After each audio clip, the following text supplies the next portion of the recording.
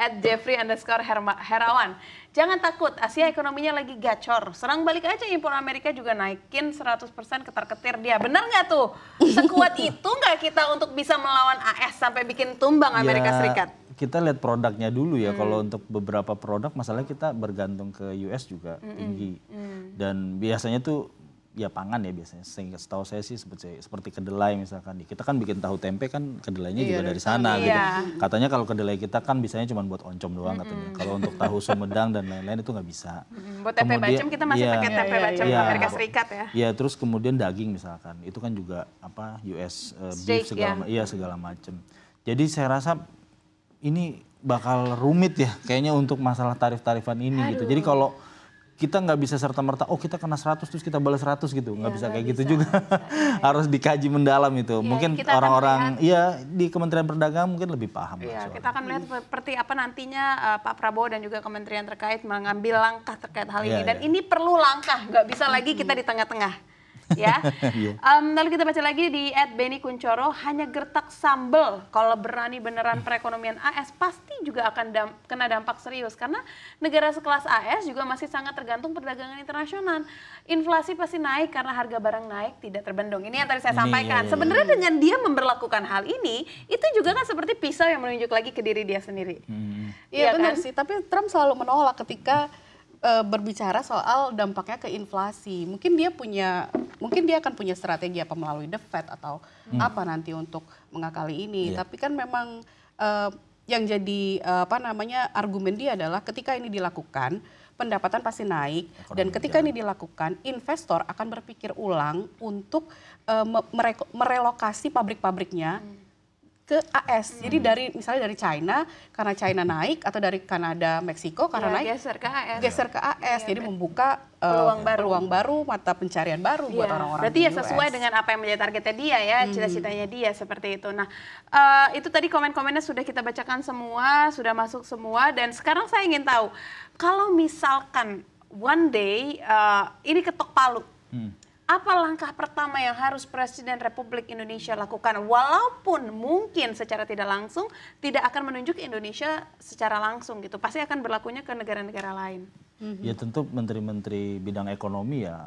Saya rasa sih dari sekarang ya ketika Trump udah ya dengan berbagai macam. Udah bersabda. Iya udah dari masa kampanye kemudian di Twitter apa di Truth Social apapun itu media sosialnya. Harusnya dari sekarang memang kita udah memetakan. Kira-kira nanti apa namanya antisipasi yang bisa kita lakukan. Apakah kita sering banget tuh misalkan cerita soal bagaimana memaksimalkan pasar-pasar ekspor untuk negara-negara non tradisional segala macam. Itu kan sebenarnya udah banyak banget yang dilakukan pemerintah misalkan nyoba ke Timur Tengah, nyoba ke Afrika, nyoba ke Amerika Latin misalkan. Menurut saya itu juga harus ditingkatkan untuk mengkompensasi misalkan kalau memang benar jadi tarif Trump ini diterapkan. Apalagi ketika masuk misalkan kita benar-benar masuk jadi anggota BRICS itu dan kena 100% itu loh kan. Itu kalau memang itu kejadian itu ngeri gitu loh. Kalau menurut saya sih perbaiki iklim investasi. Kalau kita dulu ya. Soalnya kalau kita berkaca pada perang dagang jilid 1 itu kan ada 3 negara nih setidaknya yang dapat untung, dapat durian runtuh nih. Durian runtuh karena banyak investor yang ada pabriknya di Cina terus memindahkannya ke negara lain biar nggak kena tarif impor dari Trump. Contohnya negara mana Contohnya tuh kayak Meksiko itu tahun 2017-2021 dia dapat keuntungan gara-gara perang dagang. Taiwan itu juga dapat. Lalu terakhir tetangga kita Vietnam. Vietnam. Iya. Jadi sebenarnya Indonesia tuh kalau bisa memanfaatkan situasi ini, setidaknya iklim investasi kita ramah investor, mungkin ini bisa jadi it's the moment gitu loh. Ini momen kita loh untuk dapat itu. Dan benar juga kata Iqbal, buka peluang dagang sebesar-besarnya kemana aja. Jadi kita nggak terfokus pada ini saja, A saja, tapi B, C, dan D. Berarti politik bebas aktif ini harus terus dilakukan gitu ya memang. Dan satu lagi mungkin bisa kita cari produk kita yang bisa paling unggul, replace produk China ke AS gitu loh. Jadi produk China yang mungkin susah masuknya karena tarifnya lebih tinggi, tergantikan dengan produk kita gitu. Itu kan Saya berharap menteri-menteri mendengarkan editor saya saat ini berbicara ya, karena idenya sangat brilian. Kalau nggak bisa melihat peluang ini, it's gonna be a big loss for us. Karena ini harusnya menjadi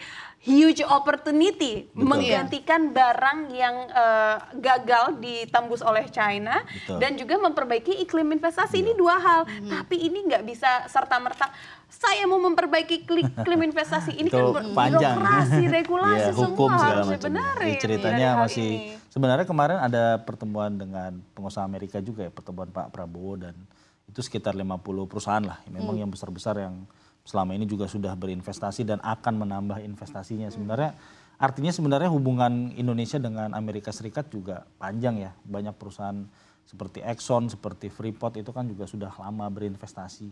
Jadi harapannya seharusnya Trump juga pasti melihat gitu, pikir-pikir ulang lah kalau untuk Indonesia seyogianya mungkin ada perlakuan khusus gitu ya, karena biar bagaimanapun kan perusahaan-perusahaan Amerika ini juga banyak sekali membantu perekonomian Indonesia. Harusnya itu jadi bahan pertimbangan. Oke.